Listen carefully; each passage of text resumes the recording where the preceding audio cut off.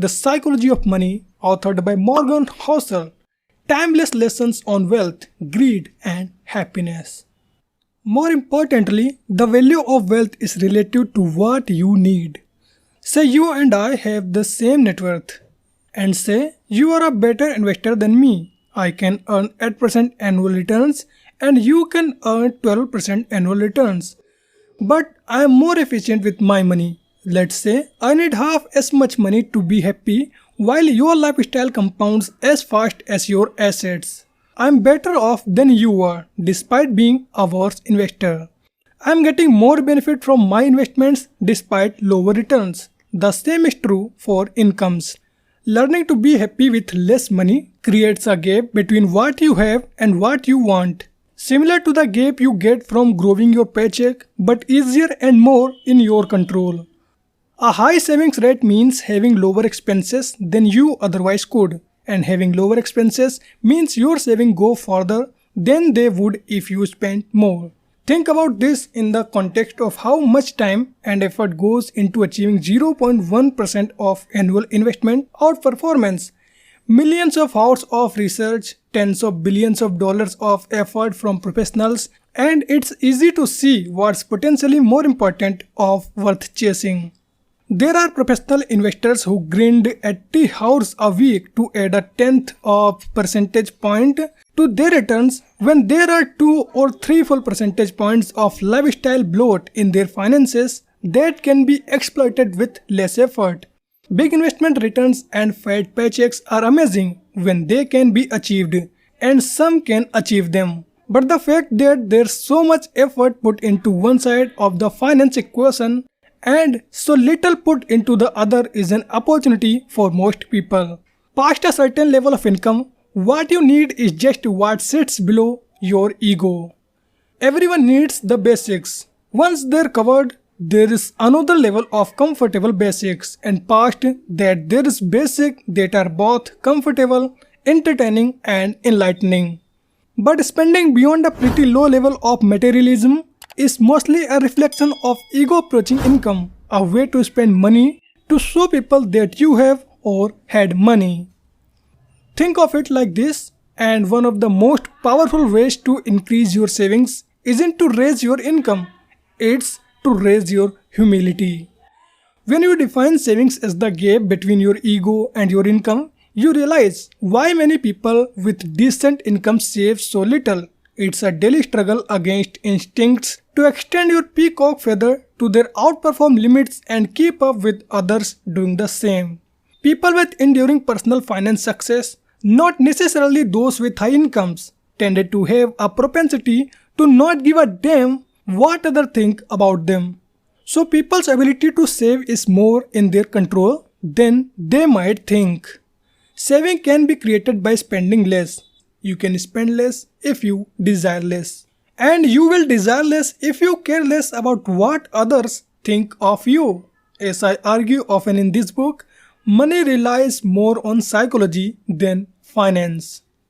And you don't need a specific reason to save. Some people save money for a down payment on a house or a new car or for retirement. That's great, of course. But saving does not require a goal of purchasing something specific. You can save just for saving's sake, and indeed you should. Everyone should. Only saving for a specific goal makes sense in a predictable world, but ours isn't. Savings is a hedge against life's inevitable ability to surprise the hell out of you at the worst possible moment. Another benefit of savings that isn't attached to a spending goal is what we discussed in chapter 7, gaining control over your time. Everyone knows the tangible stuff money buys. The intangible stuff is harder to wrap your head around, so it tends to go unnoticed. But the intangible benefits of money can be far more valuable and capable of increasing your happiness than the tangible things that are obvious targets of our savings. Savings without a spending goal gives you option and flexibility, the ability to wait and the opportunity to pounce. It gives you time to think. It lets you change course on your own terms. Every bit of saving is like taking a point in the future that would have been owned by someone else and giving it back to yourself. That flexibility and control over your time is an unseen return on wealth. What is the return on cash in the bank that gives you the option of changing careers or retiring early or freedom from worry? I'd say it's incalculable. It's incalculable in two ways. It's so large and important that we can't put a price on it. But it's also literally incalculable. We can't measure it like we can measure interest rates, and what we can't measure, we tend to overlook.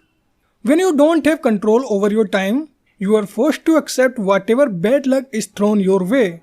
But if you have flexibility, you have the time to wait for no-brainer opportunities to fall in your lap. This is a hidden returns on your savings.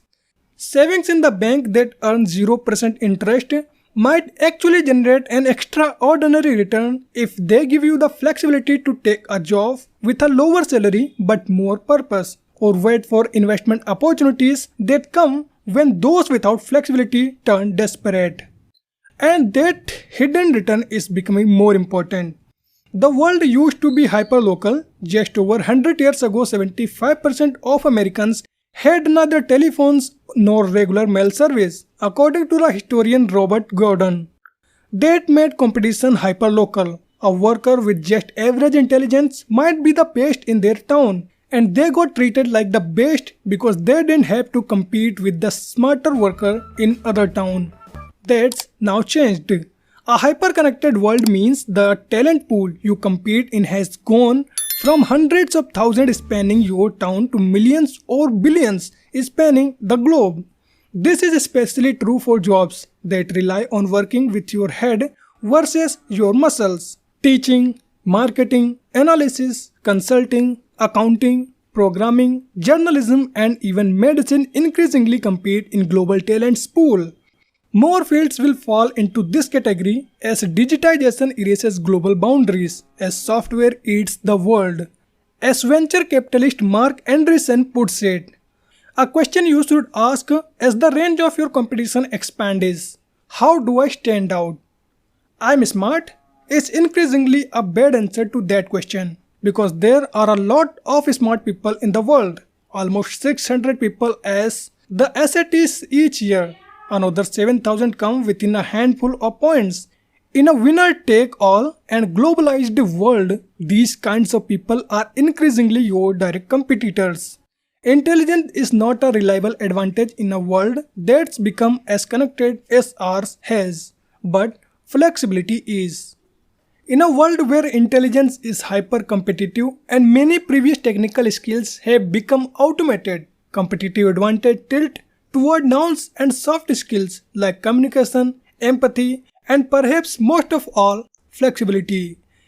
If you have flexibility, you can wait for good opportunities, both in your career and for your investments. You will have a better chance of being able to learn a new skill when it's necessary. You will feel less urgency to chase competitors who can do things you can't, and have more leeway to find your passion and your niche at your own pace. You can find a new routine or slower pace and think about life with a different set of assumptions. The ability to do those things when most others can't is one of the few things that will set you apart in a world where intelligence is no longer a sustainable advantage. Having more control over your time and options is becoming one of the most valuable currencies in the world. That's why more people can and more people should save money. You know what else they should do?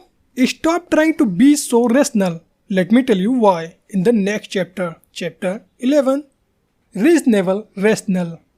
Aiming to be mostly reasonable works better than trying to be coldly rational.